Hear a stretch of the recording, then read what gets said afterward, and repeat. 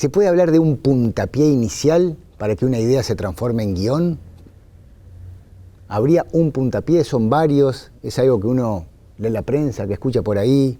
¿Algo que está en el inconsciente colectivo de una sociedad y de ahí surge un guión? ¿Dónde empieza esto?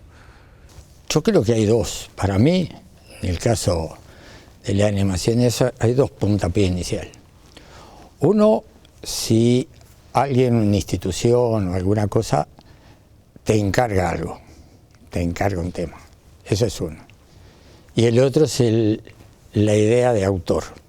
Algo que a uno le preocupa o que le motiva o no sé qué, y ahí surge una idea que se va a desarrollar.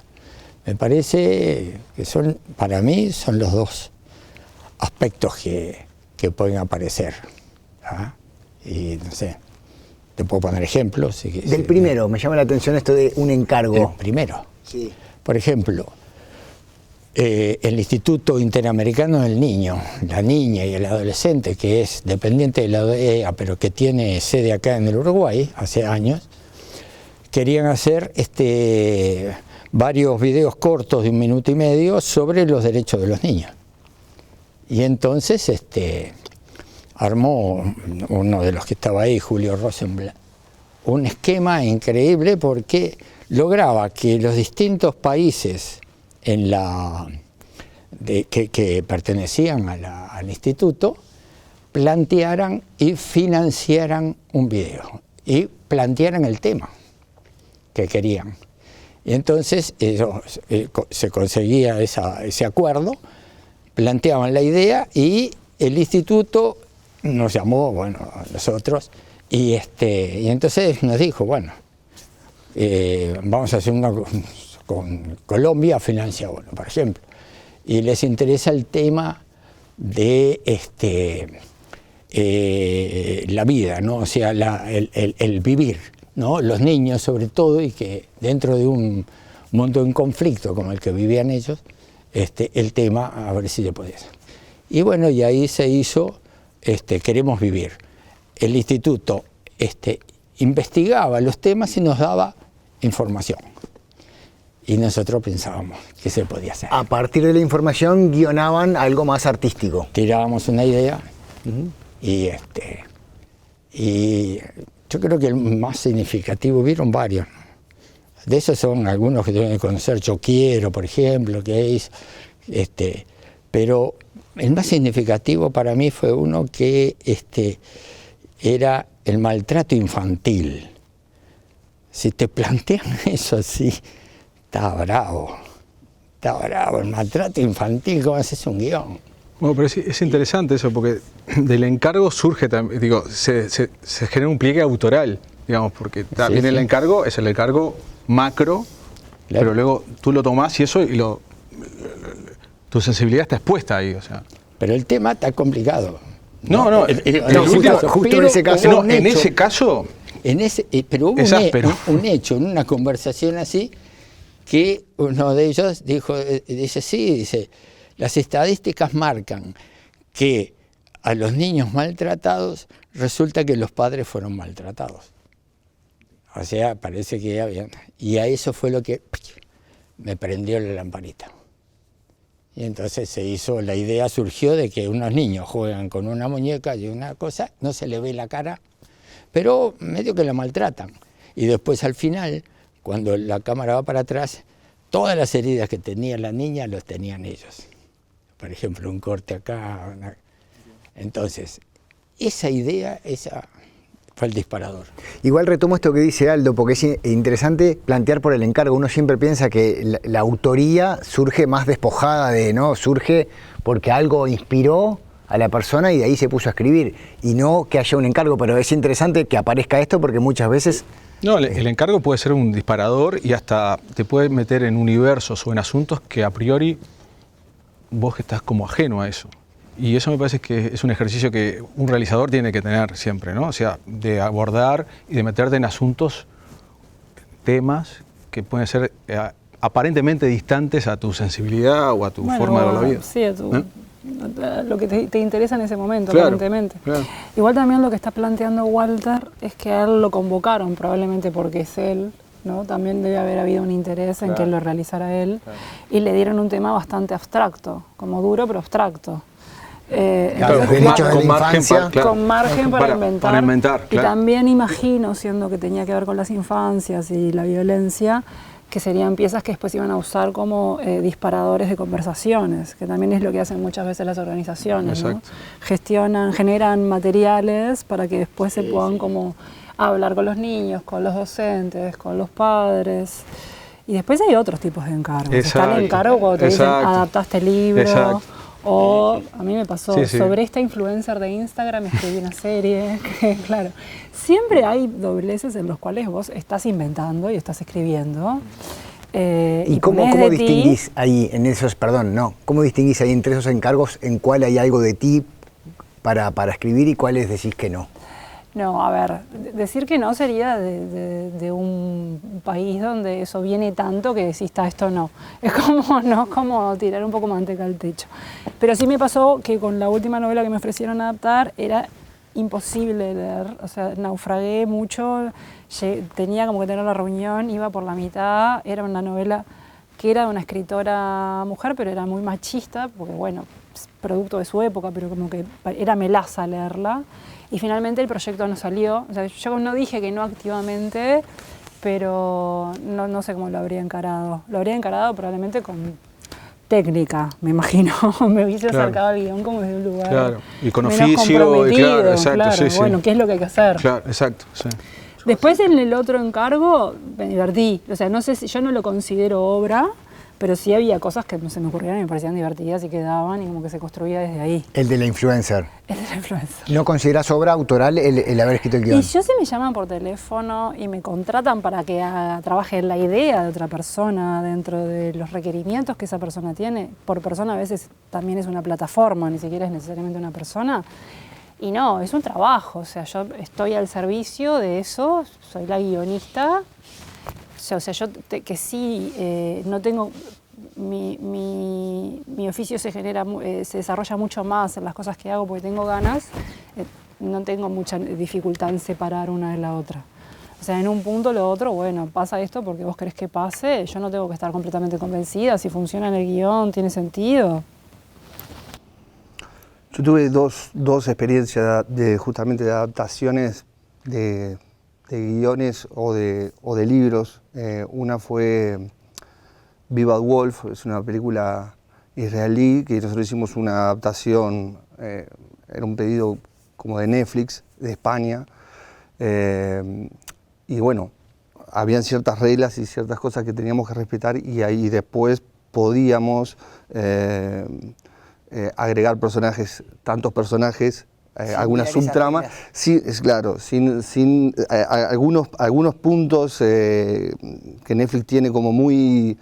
Esto hablo de mi experiencia porque hablé con otros directores y fueron experiencias distintas y es más, por países va cambiando. O sea... ¿Pero podés contar esas reglas específicas? ¿Qué serían? Y bueno, está muy basado en la clásica estructura de los 3 actos, y es una estructura como muy rígida, en el sentido de el guión es de 90 páginas, en la página 10 debe pasar esto, en la página 14 esto, y eso es como una fórmula casi matemática. ¿Y era una película de terror? Es un thriller policial. Okay. Es un thriller policial. Y ahora hace poquito fue una serie para Disney Plus que yo hice de showrunner y estuve a cargo de varios escritores basados en una novela de Gabriel Rolón, La voz ausente. Y eso fue una experiencia también totalmente distinta, también en una plataforma, pero una plataforma que es muy distinta a Netflix también. Y te diría capaz que también tiene una estructura súper clásica. ¿Pero ahí vos tenías que escribir algo o te daban ya los guiones prontos? Ya, no, yo cuando me subí al proyecto ya había una base de guiones, pero cuando contratan al showrunner, básicamente le tenés que dar tu enfoque. Okay. Entonces, a partir de ahí había una base, primero que hay un libro, ¿no? De ese libro ya habían tantos capítulos y a partir de ahí empezamos a trabajar cada capítulo, y ahí hay un montón de pasos que pues, capaz que hay un montón de pasos dentro de la plataforma para ir avanzando capítulo a capítulo. Y la importancia de algunos capítulos mucho más que otros. El capítulo 1, el capítulo 2, y bueno, eso vas aprendiendo.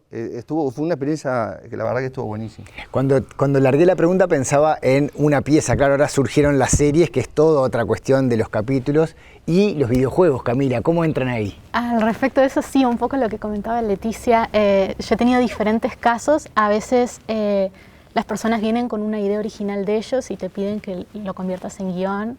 Yo generalmente trabajo en el área de novelas visuales, entonces yo hago la parte narrativa y ya otra persona se encarga de hacer los dibujos y otra persona se encarga de hacer la programación.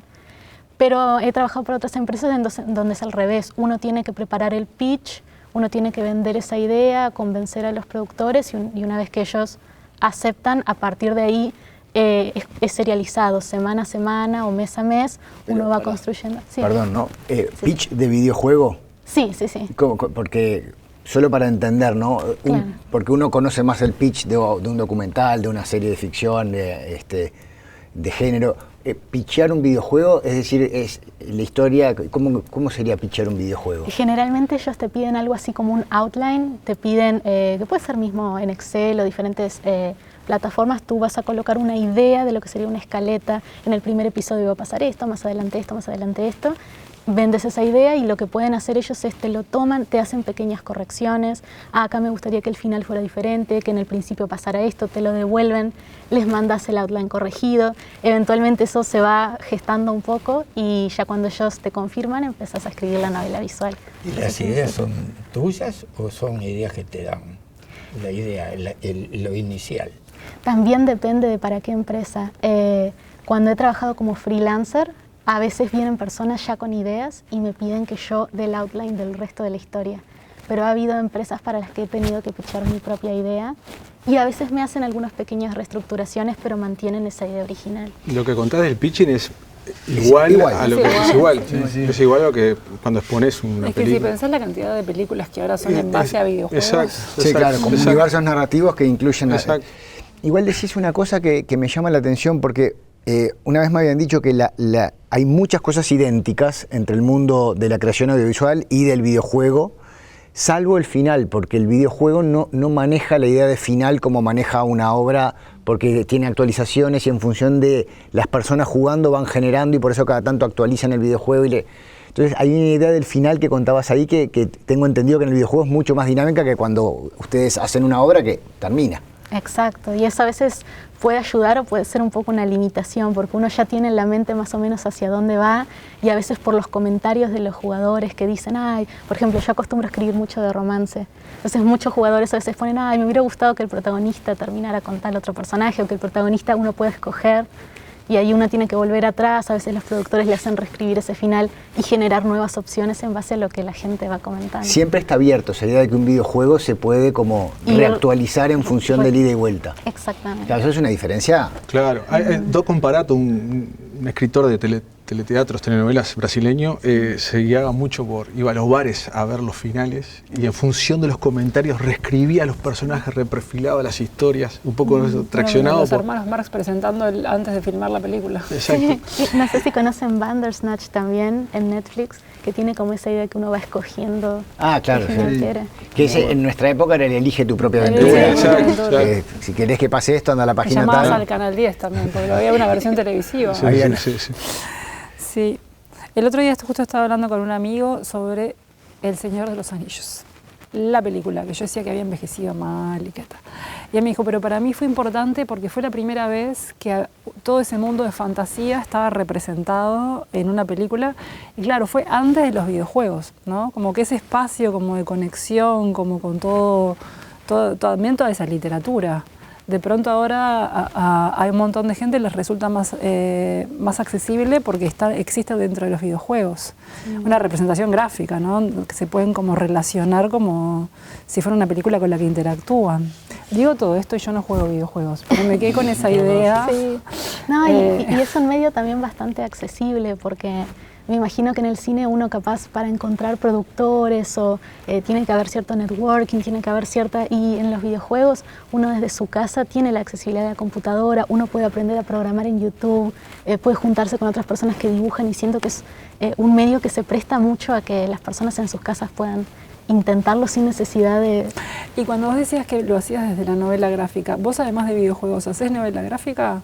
O sea, como en papel, quiero decir, como formato.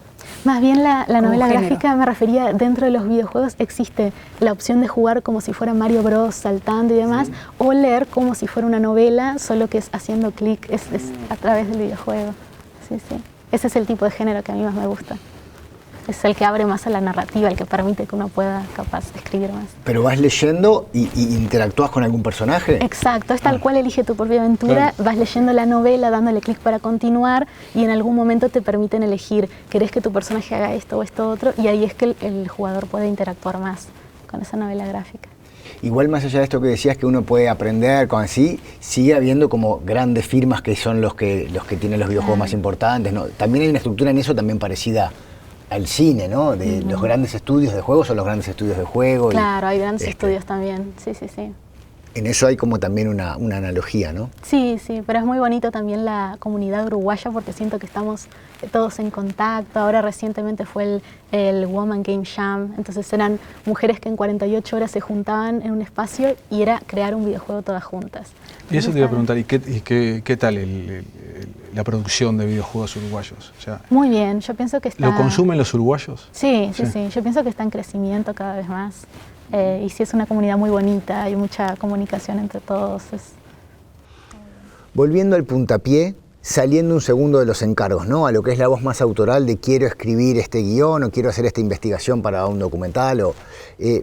¿Cuánto influye ahí, y lo ato con esto que trae Camila, lo que va a ser la recepción del público de eso? ¿Hasta qué punto se influye diciendo, hablábamos hoy fuera del rodaje, Citarrosa, cuando te llega el material y hay un vínculo afectivo, pero es Citarrosa, uno ya sabe que conecta, y capaz que hay otro tema de mucho interés social, pero que capaz que es más difícil de llegar a una audiencia? ¿Hasta qué punto influye eso al momento de escribir un guión?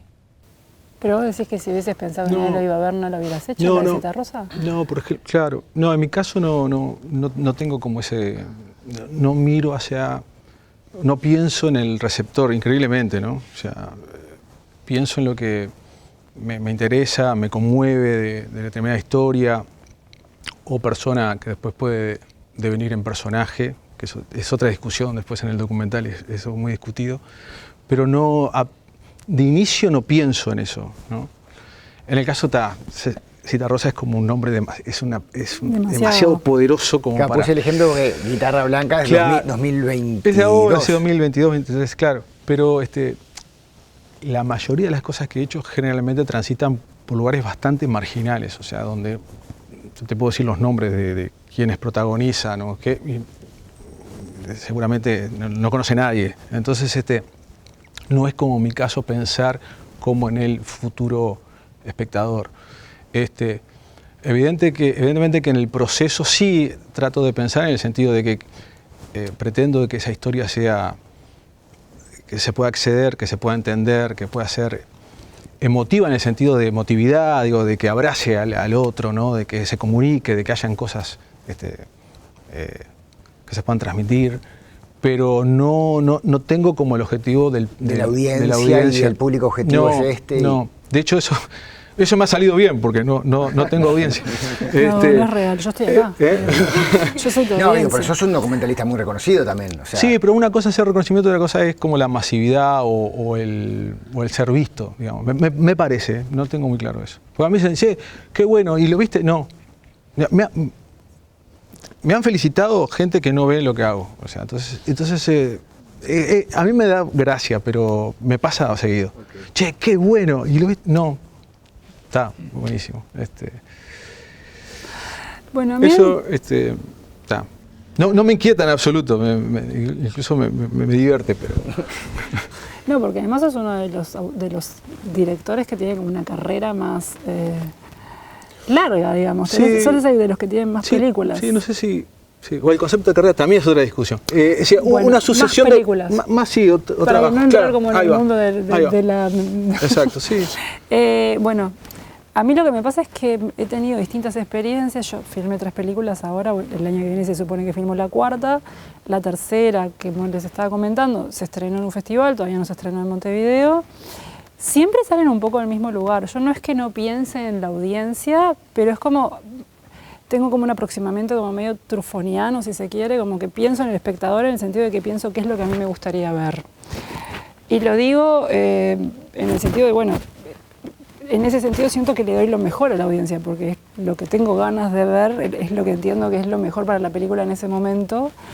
Y a mí me gusta mucho tipo de cine en realidad, tampoco es como que tengo un segmento específico de... lo pienso como desde ahí, sí creo que tiene que funcionar como una película, pero me parece que empezar a especular con segmentación de público me resulta muy ajeno y casi como de otra disciplina que no es el cine, en un punto. Sobre todo si no tenés un estudio que te esté trayendo gráficas y cosas que tengas que contemplar. Y yo creo que en muchos lados, dependiendo de la manera en que produzcas, pero pasás tanto tiempo para llegar a hacer una película que realmente tenés que tener muchas ganas de hacerla. Y si las ganas se desprenden de lo que a vos te parece que puede llegar a funcionar, ¿cuántas veces va a cambiar esa película también? ¿No? Bueno, claro. Es una especulación, es como que estás tratando como de... En ese sentido, y sí, hay películas que conectan más. A mí me pasó con Alelí que la gente como que la vio y me lo viene a decir y es encantador. Después con Tanta Agua me pasan otros circuitos, lo mismo, desde otra manera. Y las dos, si bien son películas diferentes, vinieron como de ganas de contar algo. Salieron como...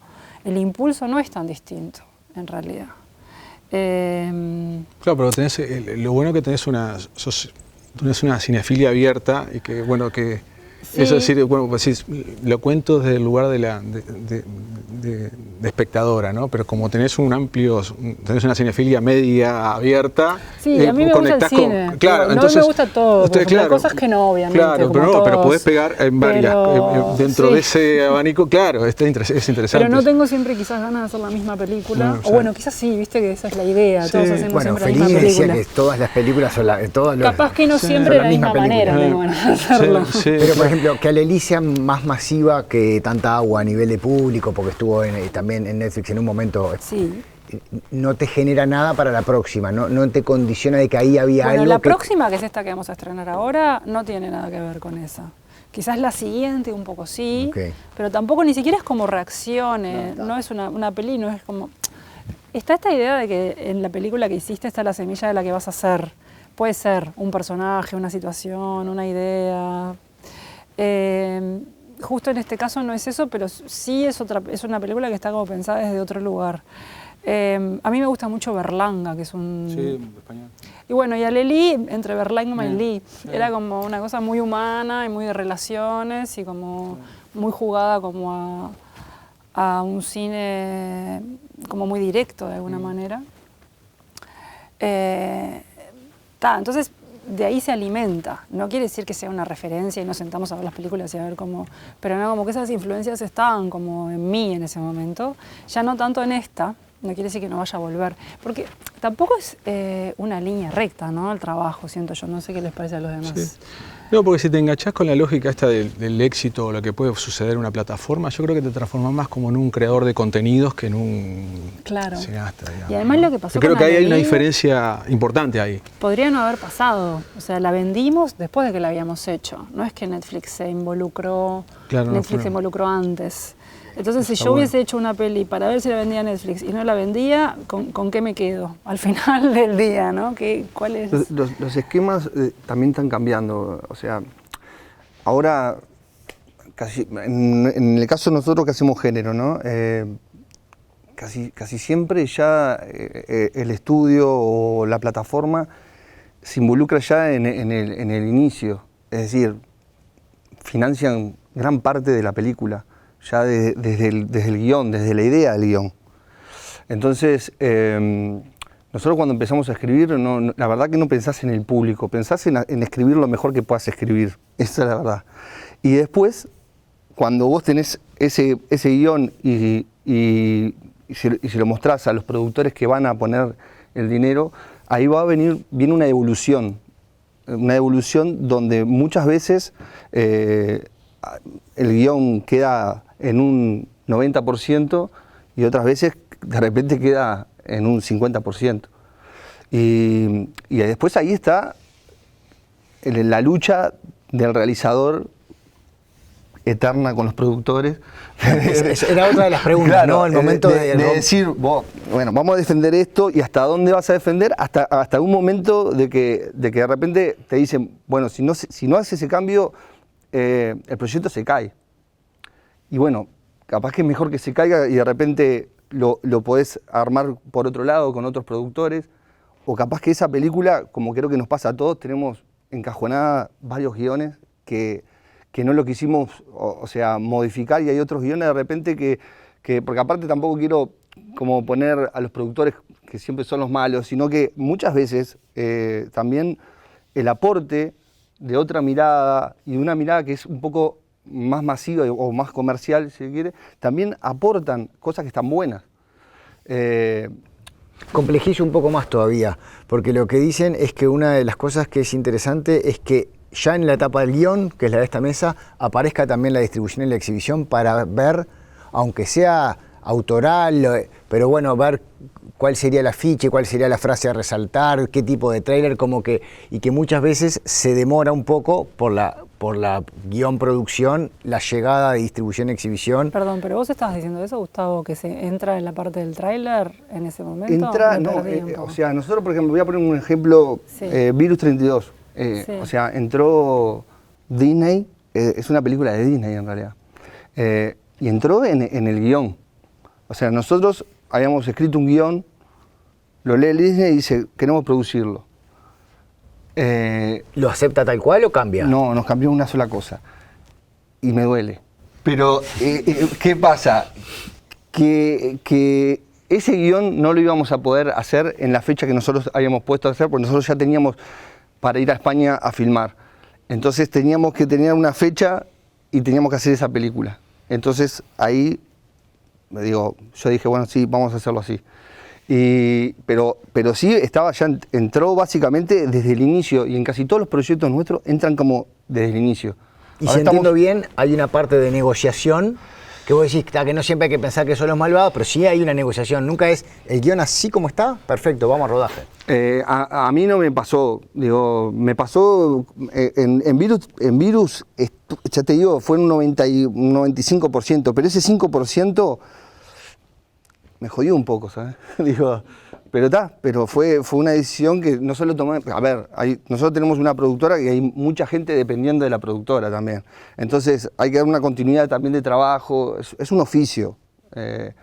No es que. Fue una película que nos fue muy bien, porque, o sea, la produjo básicamente a Disney, pero en realidad se quedó con el mercado de Latinoamérica y todo el resto del mundo era nuestro. Para distribución. Claro. Entonces, la película se vendió todo Estados Unidos, se vendió a Asia, se vendió toda Europa, ¿entendés? Y eso fue a otras plataformas, las vendimos. Entonces, por eso te digo, también a nivel comercial nos sirvió. Y eso te hace que también creas un vínculo. Yo ya hace muchos años, porque la primera vez que trabajé con Fox, en una película que se llama No dormirás Fox, después se la queda Disney. Y a partir de ahí nosotros, los ejecutivos, están desde ahí. Entonces seguimos teniendo un vínculo hasta el día de hoy. Y vos vas manejando proyectos, hay proyectos que interesan más, o hay proyectos que directamente ni se los voy a mostrar porque ya sé cómo piensan y ya sé que no es para esa plataforma. O sé que no va a encajar dentro de los perfiles o dentro de los tiempos que ellos manejan, porque van cambiando también. En un año de repente piden o están necesitando un producto específico y al otro año están necesitando otro producto específico. Al respecto de esto que mencionas de los vínculos, no sé si el resto está de acuerdo, yo pienso que un poco cuando un estudio, en mi caso, se va acostumbrando un poco a tu manera de trabajar, ya va restringiendo menos también. Siento que al principio también te hace más correcciones o te hace porque no te conoce tanto, y cuanto más trabajas con esa persona ya te empieza a dar más libertades. No sé si aplica también para el resto, pero eso de estrechar el vínculo he notado que genera diferencias. Y retomando un poco lo otro que vos, con la primera pregunta, ¿no? Que de dónde surge, muchas veces también surgen de la necesidad una película. Es decir, La Casa Muda, nosotros teníamos un presupuesto muy chico y teníamos la idea de hacer una película de terror, pero realmente no teníamos guión. Es decir, entonces primero dijimos, ¿qué podemos hacer con esta plata? Entonces dijimos, bueno, lo tenemos que hacer en una locación, que es lo más barato. ¿Y de qué forma?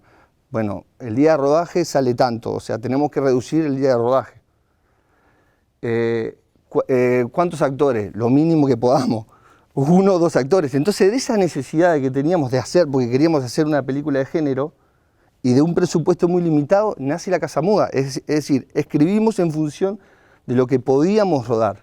O sea, generalmente uno piensa que es al revés, uno escribe más libremente y después va condicionando, que es un poco lo que contabas antes, ¿no? Por eso te digo, yo pasé por diferentes esquemas de producción, y cada uno es como distinto al otro. Y también, o sea, tengo guiones que a mí en lo personal me encantan, pero que nadie me lo produce. Están en el cajón todos. Claro, porque no sé por qué, pero que no tienen el interés para cierto público, o es muy de nicho y de repente eso tampoco convence. Entonces, ahí tenés que buscar otro tipo de cómo financiar ese proyecto. Ahora, en el caso tuyo, Walter, y en el tuyo, Gustavo, de que ya hacen o animación o cine de género, lo que hablábamos del público ya está como más decantado de por sí, ¿no? ¿O no? Sí. En el caso mío, yo estoy muy vinculado a los niños. Y siempre que pienso algo, pienso en los espectadores. Porque no es lo mismo niños de 1 a 4 años que de 4 a 8 o de 8 a 12. Entonces, siempre pienso a quién está dirigido en primera instancia, lo que quiero. Y es totalmente distinto. Por ejemplo, una serie que hicimos para niños pequeñitos, por ejemplo, no hablan, es todo visual. Claro. Todo de movimientos, cosas, y visual y nada más, pero no hay... Claro. No es el Kirk que hay un guión. Dice, no hay guión. Sí, hay una idea que se va desarrollando. Además son cosas pequeñas, no estamos hablando en este caso 1 minuto y medio también. Pero sí, siempre pienso, y también hay algo que veo que coincido con ella. Muchas veces cuando estoy pensando un guión un poco ya más elaborado, me imagino que estoy sentado en una sala de cine y digo, ¿qué quiero ver allá enfrente? ¿No? Medio parecido a lo que... O sea, ¿qué me gustaría ver? Para tratar de tener otro punto de vista del que siempre estás metido cuando estás trabajando un guión. Porque te metes en eso y te cuesta salir. Entonces, esa es una de las formas. Hay otras formas que he encontrado yo, no quiere decir que se puedan usar. Pero contá alguna de esas otras formas, Walter. No, la otra cosa es, por ejemplo, contar verbalmente a alguien la idea sin tener nada escrito. Vos tenés una idea que la desarrollaste. Entonces agarro y digo, bueno, voy a contarle a un amigo, o a yo qué sé, a Lala, o a no sé quién, esto. Cuando vos lo empezás a contar, te empezás a dar cuenta que hay agujeros, hay baches, ¿no? Por lo menos. Entonces digo, esto acá no está solucionado. Esa es una de las formas. La otra forma es de que cuando tengo algo, a mí me gusta trabajar mucho en equipo. O sea, tengo algo, y entonces busco, converso, se lo doy a 3, 4 y no sé qué, y qué opinen. Entonces, cuando hay coincidencias en determinadas cosas, uno ve que ahí hay agujeros, ¿no? O sea, son formas que he encontrado como para desarrollar un guión que busque ese objetivo que es a quién está dirigido. Yo siempre me planteo, ¿a quién dirigimos esta película? ¿A quién dirijo esto? Y eso te marca. No quiere decir de que, por ejemplo, la mayoría, largo que hicimos, el que o el otro, si lo vamos a hacer el próximo, está dirigido a gurises de 4 a 8 años, 10 años, 12. Pero siempre hay guiños para adultos. Digo, ¿para qué? Porque si vos decís, sí, un niño va a ir acompañado del padre también, entonces que el padre no se aburra. Entonces, de repente hay algunas cosas que de repente los niños no lo entienden, pero sí los adultos. También es otra de las formas que... Pero siempre es lo mismo, ¿qué espectadores hay? ¿No? ¿Quiénes son? ¿No? En el cine de género también está como muy definido, porque es un público además como muy... Sí, es un público muy fiel. Dentro del cine de género hay como muchos subgéneros, ¿no? Entonces, de repente dentro de esos subgéneros hay algunos que son más populares que otros, o no son tan segmentados. Pero sí, digo... Pero contá un poco de esos, para entender un poco de esos subgéneros que es... Y bueno, por ejemplo, dentro del terror, no sé, el thriller más psicológico, claro. es como lo más amplio que puedes encontrar. Y dentro de esos pequeños subgéneros, no sé, todo lo que es más espectral y no sé qué, está como más arriba, es como que el público lo consume más, que de repente, no sé, una película de mucha sangre. Claro, que sea gore. Un gore mucho más radical. Tengo un problema que para mí todas las películas tienen género. Cuando digo cine de género, en realidad estás hablando del cine del género de terror. De terror, sí. Claro, que es el único que a mí no me gusta. Sí, no sí, por sí. nada, no me gusta que me den miedo las películas, pero es muy específico también. Sí, para mí es un cine que me permite, en lo personal, es como un cine que te deja hacer un montón de cosas. O sea, más allá de las sensaciones esas de miedo, en realidad hay un montón de otras emociones. No, yo tengo una amiga que se relaja viendo películas de terror. Claro. O sea, en el espectador genera lo que genera. El terror, ¿no? te permite lo onírico, o sea, te permite el thriller. Y pega mucho de su consciente también. Exactamente. Entonces es tan amplio, es que te permite trabajar muy libre. Y eso está bueno. Es un género que yo me siento cómodo. Igual retomo eso porque está bien, todo siempre hay un género, claro. ¿No? Comedia, drama, terror, claro. Pero se habla de cine de género como el cine no sé dónde se instaló una eso, tradición que... Y yo creo que viene, pensamos de dónde viene. Sí, no, claro, es interesante. De hecho, en bases de varias partes dicen un cupo para género, se entiende que hay un cupo que se la dicotomía entre lo que se suponía que era el cine de autor inventado, digamos, como por la gente del Cahiers du Cinéma, y como la contraparte norteamericana de cine de género. Pero en realidad son designaciones que tienen que ver un poco con la crítica, me parece. Sí. Porque tampoco es que una película de terror no puede ser de autor. Hay muchísimas. Hay muchísimas. Y ahora justo nada es como tan hay como ahora hay toda una corriente que se le está diciendo el cine de terror art. Es como esas películas como The Witch. Son películas que son mucho más sensoriales. No son películas de susto fácil ni nada, sino son... Los nórdicos han transitado mucho.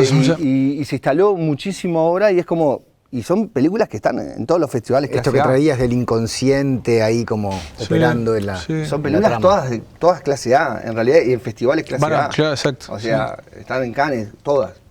Y están buenísimas, pero están explorando... dentro de ese terror, otras delicadezas de repente. Me quiero quedar en un segundo en algo que apareció en todas las intervenciones, que es este momento donde hay una pureza en la primera escritura que se va a ver afectada, o porque aparece el productor, o porque aparece la plataforma, o porque aparece una segunda voz, ¿cómo se maneja? Un coproductor. Bueno, o un coproductor, está bien, correcto.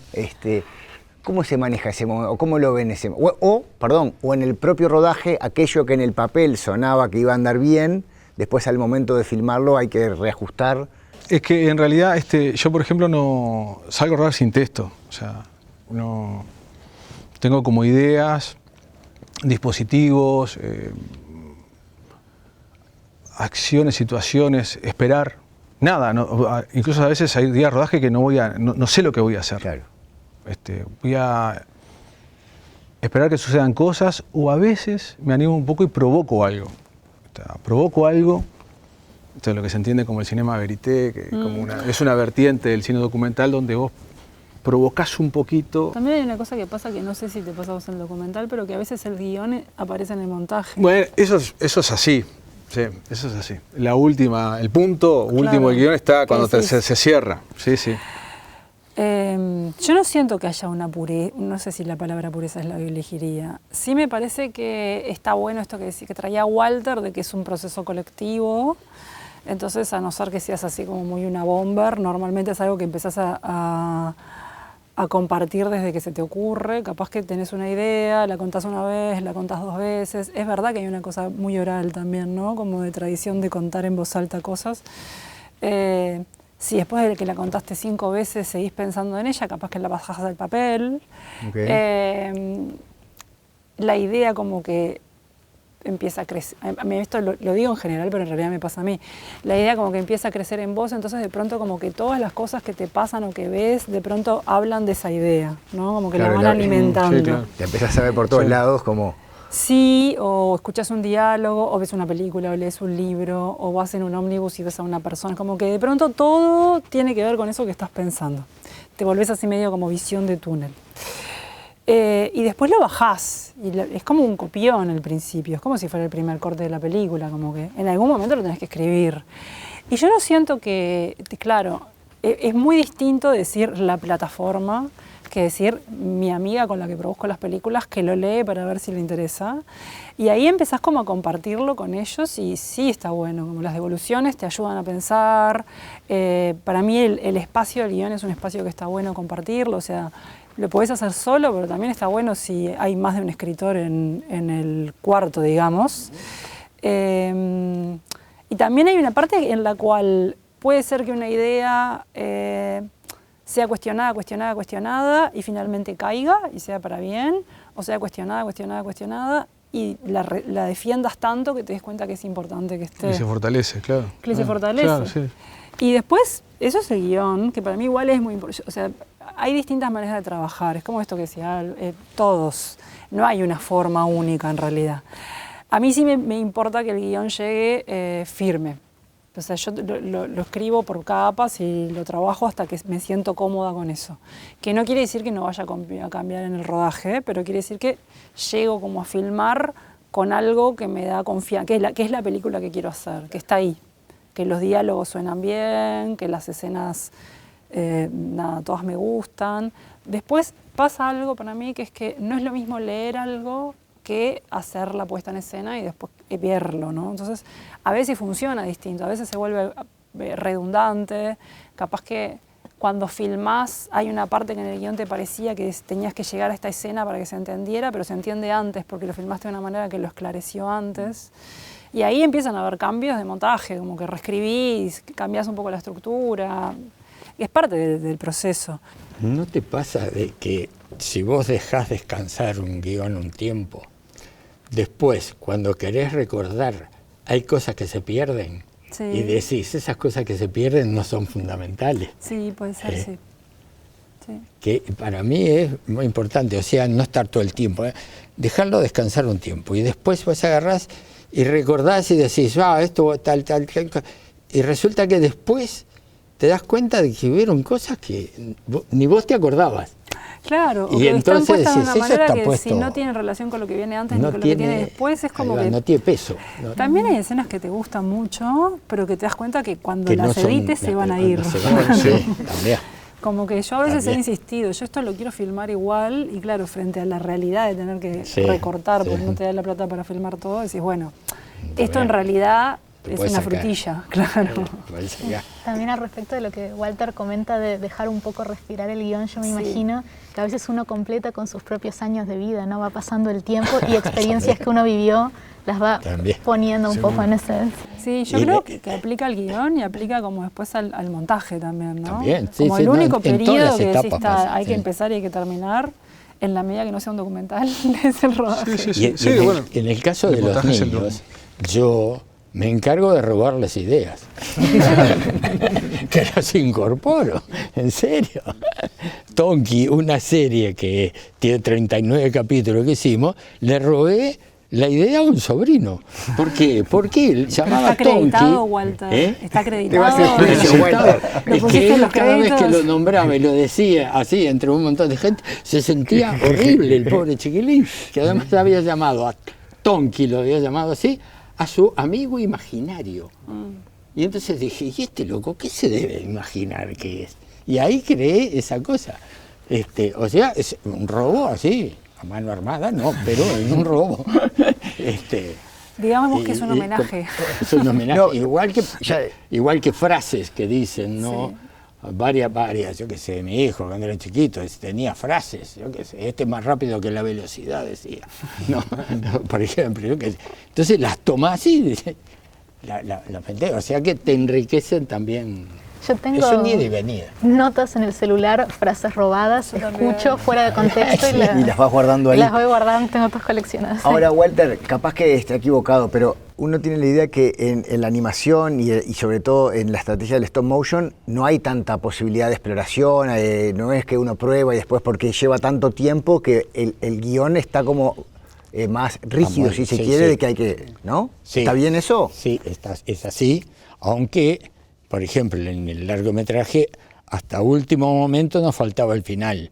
Y ya se estaba filmando, ya se estaba terminando la película y ahí surgió la idea de cómo terminarlo. Pero si no, sí. Es más, se hace el storyboard y ese storyboard se filma, se hace un animatic con las voces ya grabadas para poder asegurarte cómo es todo el proceso, cómo es.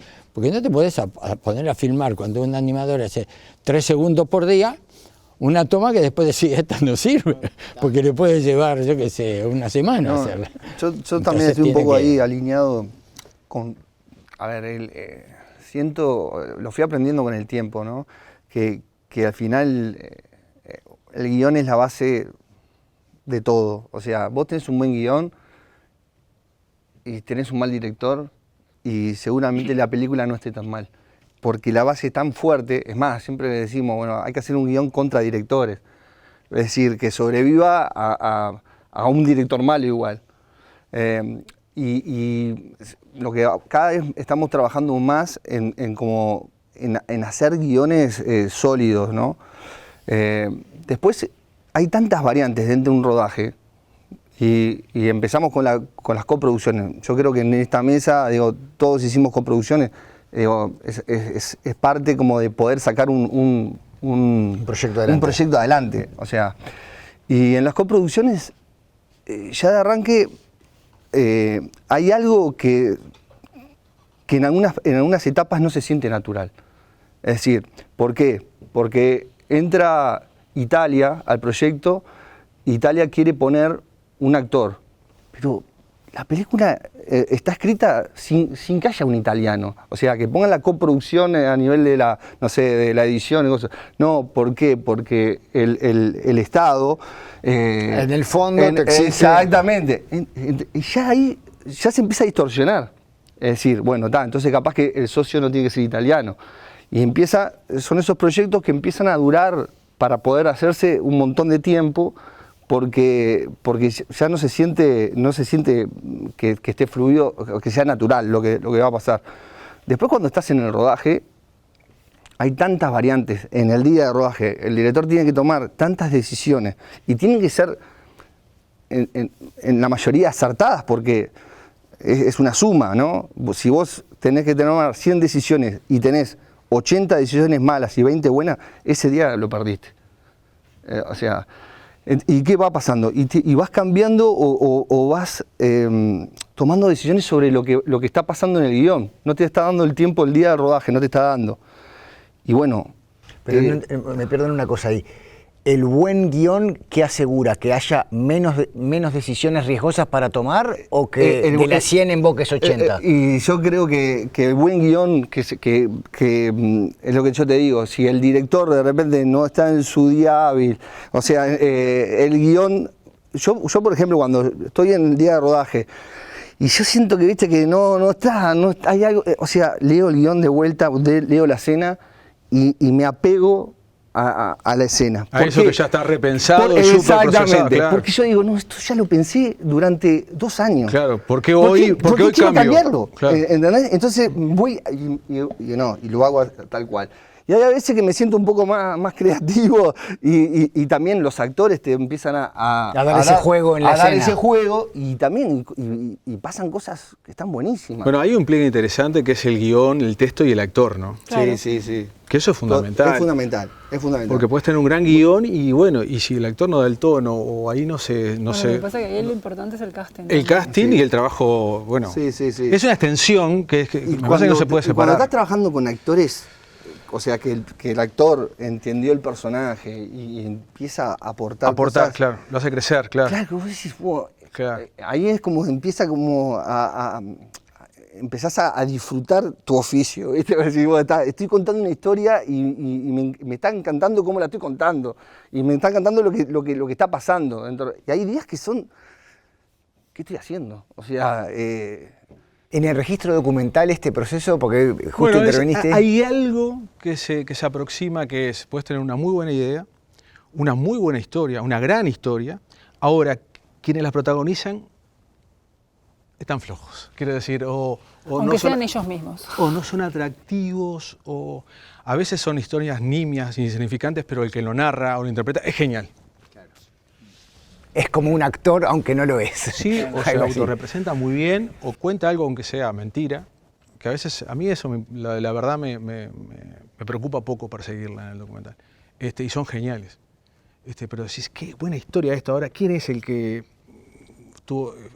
se cruzó esta historia, la vivió tal? Y vas y la cuenta mal, es entreverado, no pasa nada, la cambia. Eso es frecuente, ¿eh? Por eso muchas veces en el documental hay una buena idea, después está la historia, después ¿quién protagoniza la historia? Y ahí se puede caer. Claro. O sea, es una gran historia, pero no están quienes la pueden llevar como adelante, la pueden narrar bien. Y a veces son historias que chiquitas, insignificantes, pero son grandes narradores. Y grandes como personas, esa cosa de que son personas, pero también adquieren...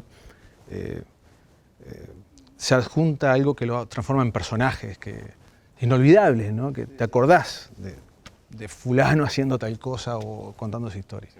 Es muy parecido a este proceso del guión del actor, o sea, que me ha pasado muchas veces eso. Por eso trabajar con muñequitos no tenés ese problema. ¿Vos? Genial. Acá ese problema no existe. Sí, me parece que hay una cosa que está buenísima cuando eso que es abstracto, ¿no? Como que el guión es la idea de todo, pero está en papel, pasa como al mundo de lo concreto, que era lo que estaba diciendo Gustavo, y si es mucho, es divertido, te empezás a divertir. También llega un punto que vos con el guión decís, ya está. Claro, necesitas que salga de necesitas salga empezar del papel. como a ponerlo en pie. Y ahí es como que sí, es un momento... También hay una cosa de mucha libertad del guión, porque en el guión escribís lo que quieras. Bueno, Nadie eso, te es lo que dice yo hablaba, nada. eso es lo que yo hablaba de, usé el término de pureza, hay una cosa como que no hay tanto riesgo. No hay limitantes. No hay limitantes. Después en realidad sí. Y Pero hay un momento hay- donde te haces el que no hay. Sí, exacto. Y después pero también está bueno cuando después como que el lugar es un lugar, el personaje es una persona, Exacto. empezás como a verla pasar adelante tuyo. Yo vuelvo a lo mismo, cada proyecto me parece que es muy distinto.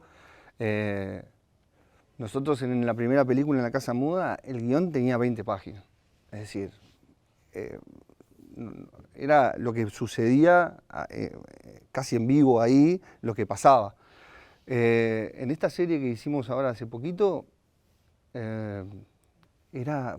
fue completamente distinto. Las cosas que están escritas en piedra casi, y vos tenés que, como director, cernirte a eso y no podés en este estilo no hay de cintura producción, ahí. no tenés cintura. Es decir, es más, esta escena que está probada, ¿no? Pero que yo ya sé que no la voy a usar en la isla, que no la voy a usar en la edición, tengo que pedir permiso para no filmarla. Y me dicen, no, esto ya se pagó eso y se la tenés que filmar. O sea, ¿se entiende? Uh-huh. Entonces, el material tiene que estar todo.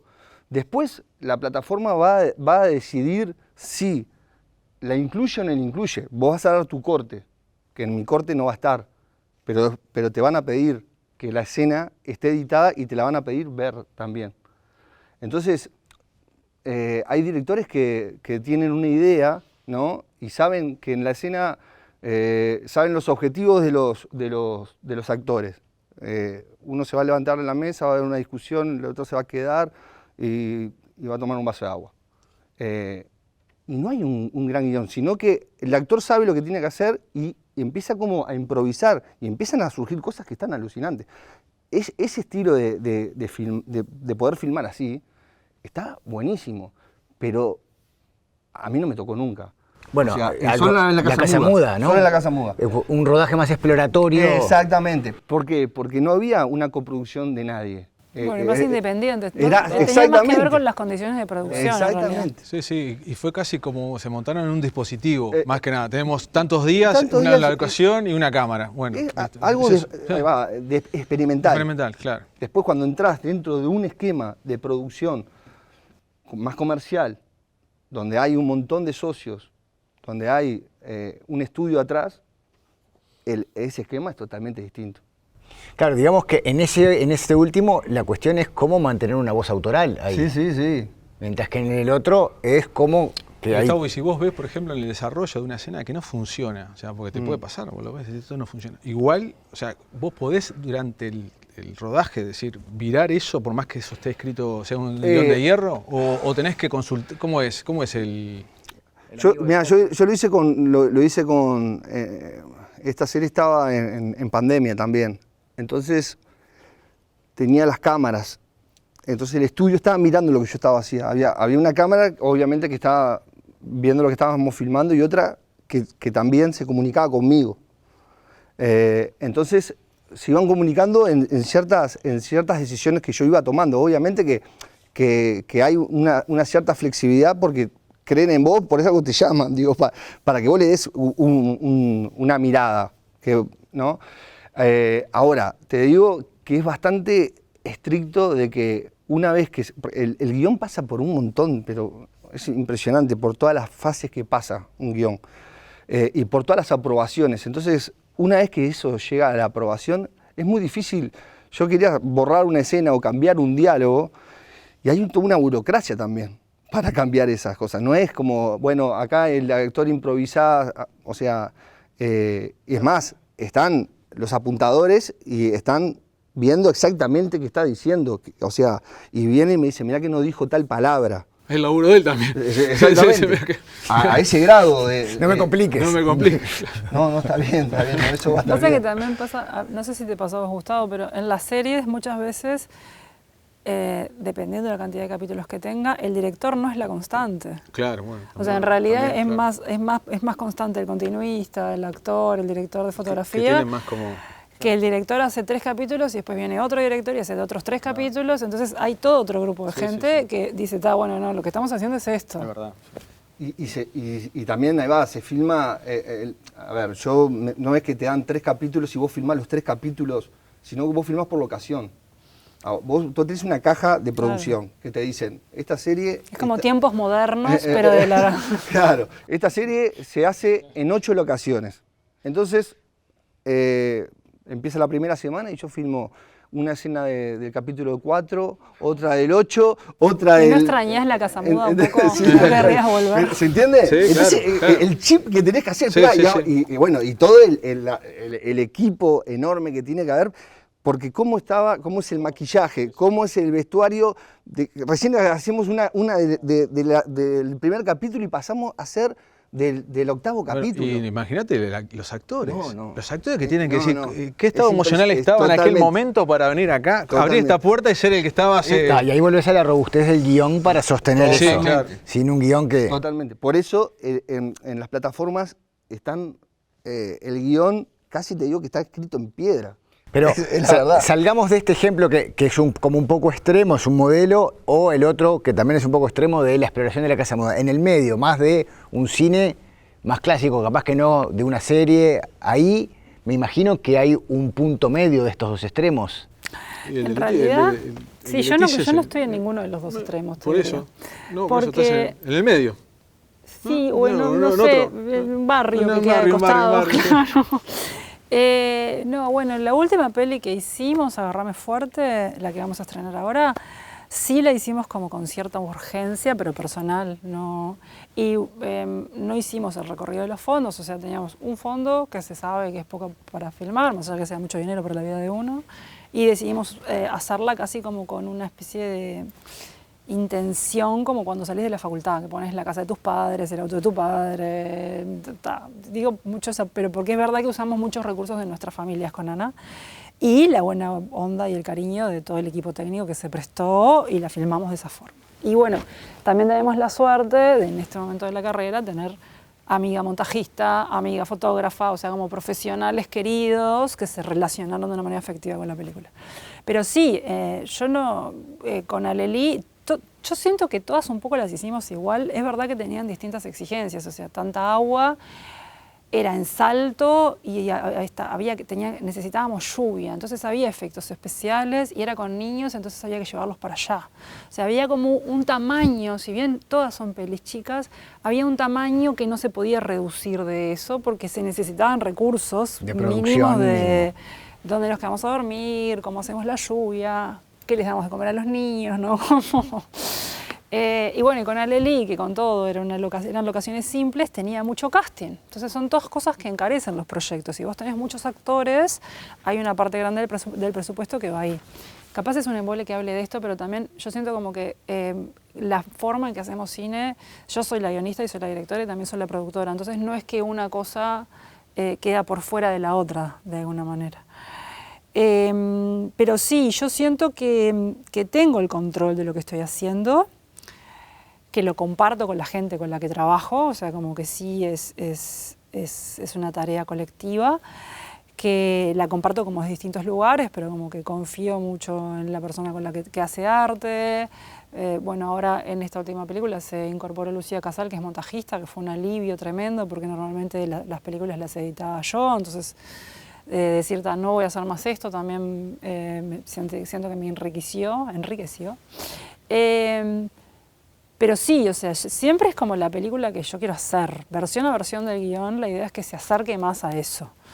Y que la gente involucrada participe de esas ganas de que esa película suceda. Después hay cosas como que, por esta multitud de roles, o porque bueno, justamente no estoy contratada para hacer que algo pase, sino que es un esfuerzo grupal, a veces decís, bueno, esto no se puede, esto no lo podemos hacer. Y hay que reescribir. O hay que, bueno, vamos con elipsis, o sea, nos pasó en Tanta Agua con Ana que nos sentamos el día que íbamos a filmar una secuencia donde ella se escapaba a bailar y teníamos un montón de escenas nocturnas en un boliche, que hubiesen sido 2 días de rodaje, teníamos un día de rodaje. Y nos sentamos a reescribirlas. Una cosa que estaba, el story estaba hecho, los ensayos estaban hechos, pero no iba a entrar. De hecho, con todo y que lo editamos no entró. Pero también es como la responsabilidad de decir, bueno, yo tengo que hacer que esto suceda de alguna manera. No es como que me tengo que defender de una fuerza exterior más allá de la realidad, ¿no? Como que la realidad es la fuerza externa.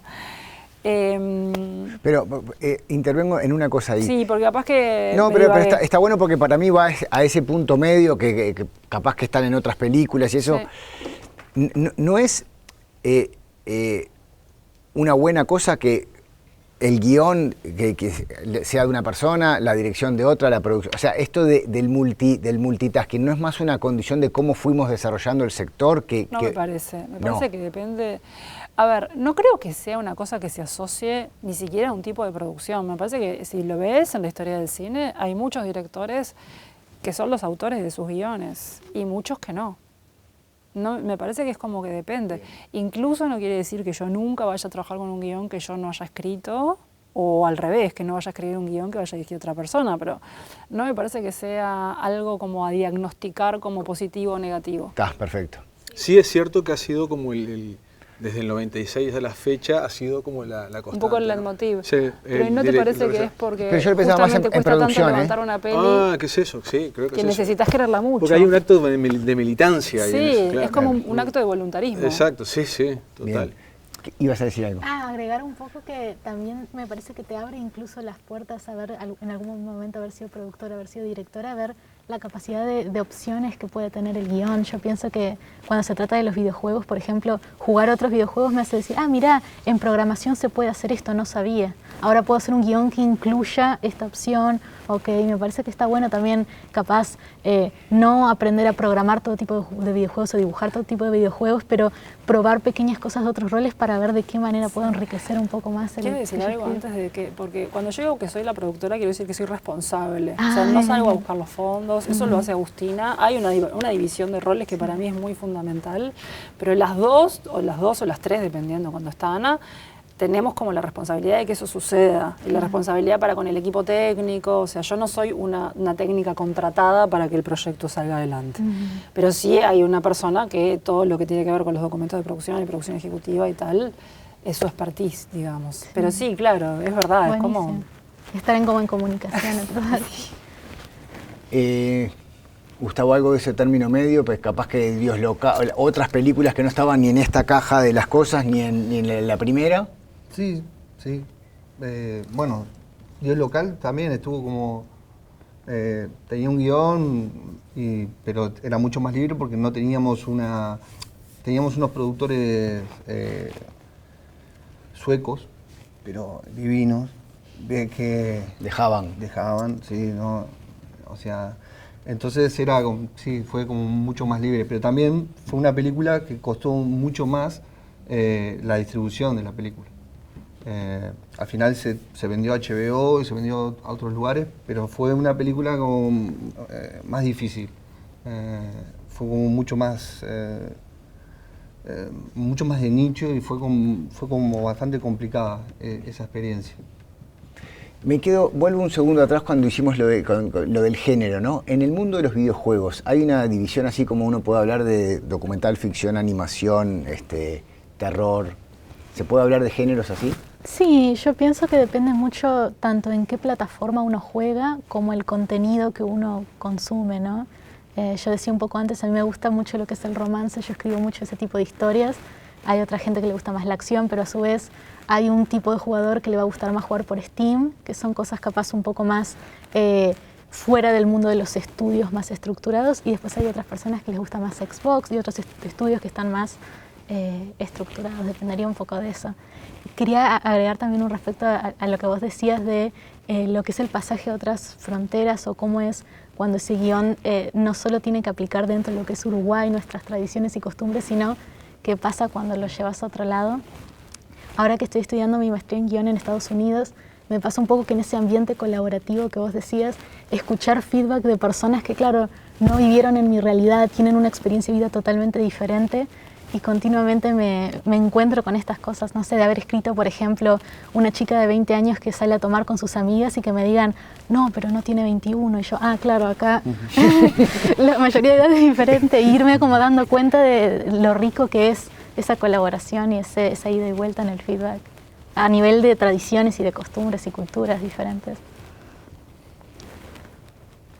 Nabel Estribo, ¿de qué manera sienten que sus creaciones y sus obras alimentan a algo más grande que podríamos llamar el cine uruguayo o el audiovisual uruguayo? Y arranco por vos, Walter. Es algo que ni se piensa como más en retrospectiva, ahora que uno puede mirar sus 3, 4 obras, siente que... Sí, yo lo que creo es que aquí se manifestó la voluntad de todos de hacer las cosas dentro de lo que hacemos de la mejor manera posible y dando cada uno de sí todo. Pero creo que el hecho de alguna manera de trascender hacia una cuestión más masiva, yo diría, no depende de nosotros ni de la película. Depende de las posibilidades que hay de distribución, de exhibición, de cuotas de pantalla, de todo eso. Okay. Y el mejor ejemplo que tengo yo son los Tatitos, que es un karma que no me lo saco nunca más en mi vida, nunca más, a pesar de que hace 20 años que no están al aire. ¿Pero por qué? Porque hubo un canal que los puso a la hora pico. Y eso fue lo que hizo así. Y hasta el día de hoy sos el de los tatitos, 20 años. Hasta el día de hoy no me lo saco más, nunca más. En serio, voy a la feria de Tristán Narvaja. Oh, tatito, papá de los tatitos. Ya me tiene. Pero, en serio, si esa posibilidad de poder acceder con nuestras películas a una cuestión tan masiva como la televisión y todo eso, yo creo que aquella televisión, ¿no? O aquella, no sé, bueno, que sería una forma de que nuestro cine tuviera una mayor inserción. Y yo creo que no la tiene por esa causa, y mucha gente ignora, porque no tiene posibilidad de ver el cine nuestro que hacemos, en cualquiera de los ámbitos. Y no es un problema de que sea malo o bueno. Hay cosas buenas, hay cosas malas, hay mediocres, hay de todo. Fenómeno, pero que elija la gente y no que elijan los dueños de los medios, por ejemplo. Yo estoy de acuerdo. Sí, estoy de acuerdo, y también le agregaría de que somos en cierta medida también testigos de nuestra época, y que, no sé, me invade como esa fantasía de que estas películas que por ahí hoy, incluso muchas que pueden pasar desapercibidas, pueden ser como revistas y reencontradas dentro de 25 o 30 años. Y eso me parece que es una cosa muy poderosa que tiene el cine, ¿no? O sea, que... Sí, que no se agota el año de estreno ni en eso. Para nada. Bueno, es una película, justamente. Nos sobrevive, nos va a sobrevivir, Sí. y no es una cuestión de trascendencia del director ni nada, sino de la historia, del momento nuestro, o sea, de la construcción, nuestra construcción como país, cultural, política, social. Eso me parece que es muy poderoso en el cine. Y en eso creo que desde hace unos años hasta ahora, Uruguay ha creado ahí como una cinematografía, se puede decir, que puede ser visitada dentro de unos años, cosa que nuestra generación... existe un cine uruguayo del 40, del 50, pero es difícil de encontrar. Lo interesante sería de que este cine que se está gestando ahora esté bien conservado, pueda haber una política de conservación, de cuidado de estas obras, para que justamente suceda eso, ¿no? De que los que nos siguen puedan vernos, consultarnos y entendernos, ¿no? Entender este lugar y estos momentos que vivimos. Y también siento que es como, bueno, esto que dicen los dos en realidad, ¿no? ¿Hasta qué punto, si no hay un lugar para ver la película, la gente no la ve porque no quiere, si no tiene un lugar donde encontrarla? ¿Y cuánto tiempo tiene que estar la película en cartel? 2 horas no alcanzan.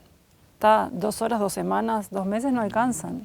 También hay un tema como de esto, bueno, Los Tatitos es un buen ejemplo, pero por ejemplo, volviendo como a lo que a mí me pasó con Alelí, que estuvo 2 años en Netflix, y la vio un montón de gente, estaba en un lugar fácil de encontrar.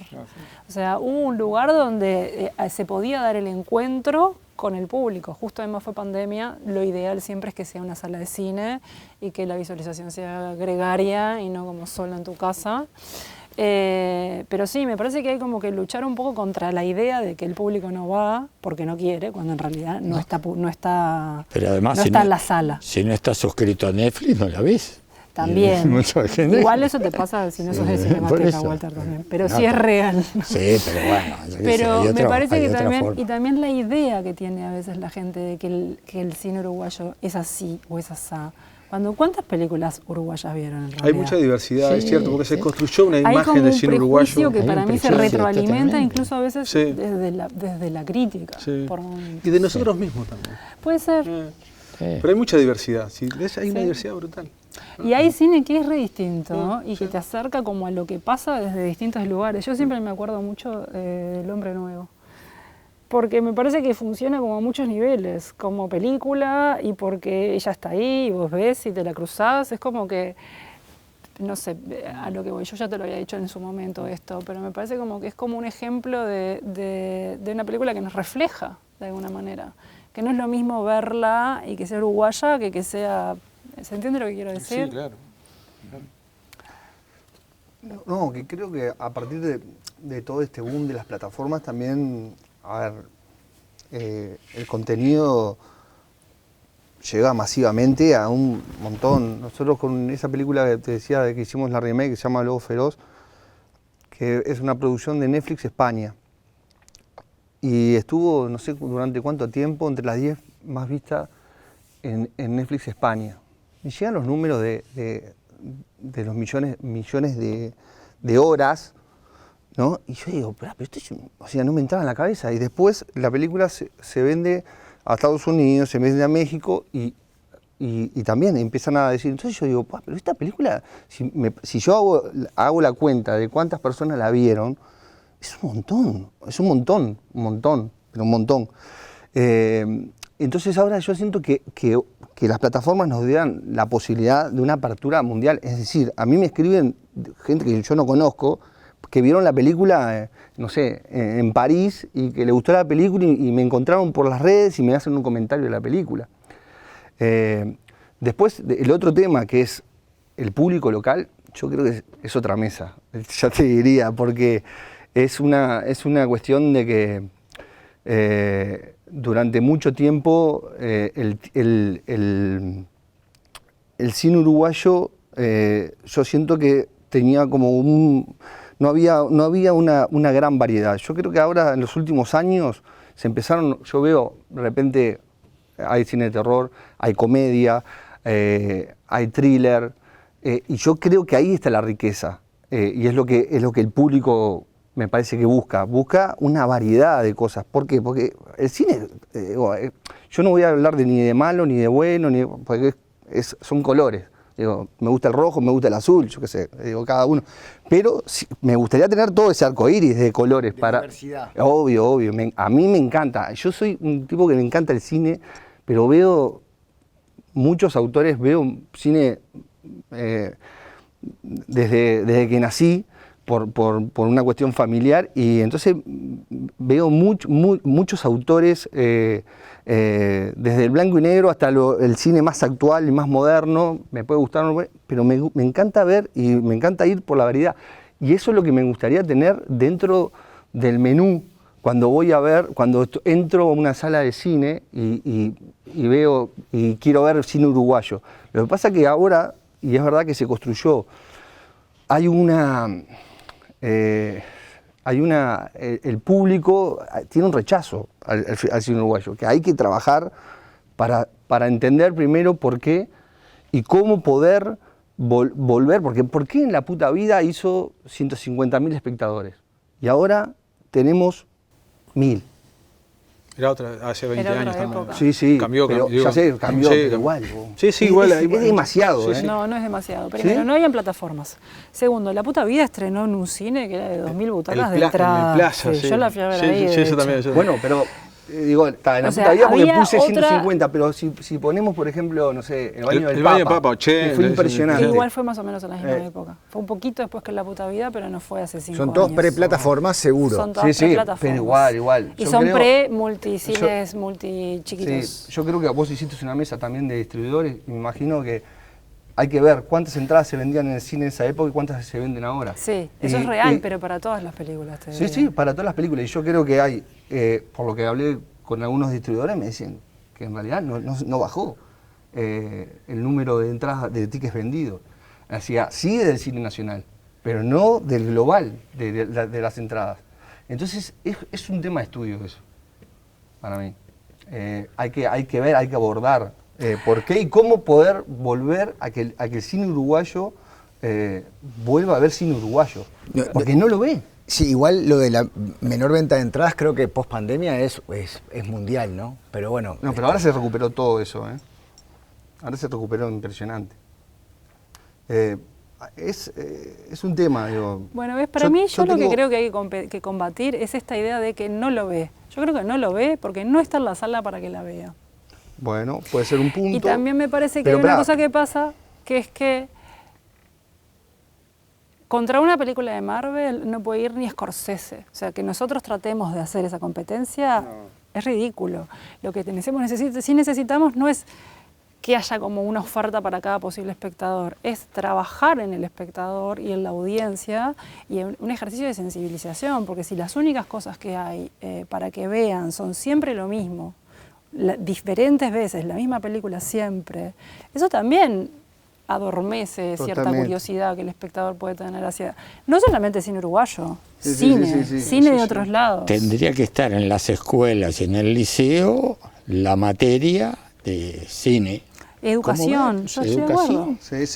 La formación de espectadores, hay que volver a volver a formar espectadores para que vean. Bueno, la Cinemateca fue un gran formador de espectadores durante años, durante décadas, que hoy también no sé si el caudal de socios ha disminuido en Cinemateca, seguramente sí, no es lo mismo de los 80 ahora. Pero ahí nos educamos muchísimos. ¿no? Totalmente. Con el librito marcando. Como las cinco estrellas, las 3. Pero tendría que estar presente en las escuelas y en los liceos. La educación. No sé, ya no te lo dan en el libro, lo tenés que ver en internet.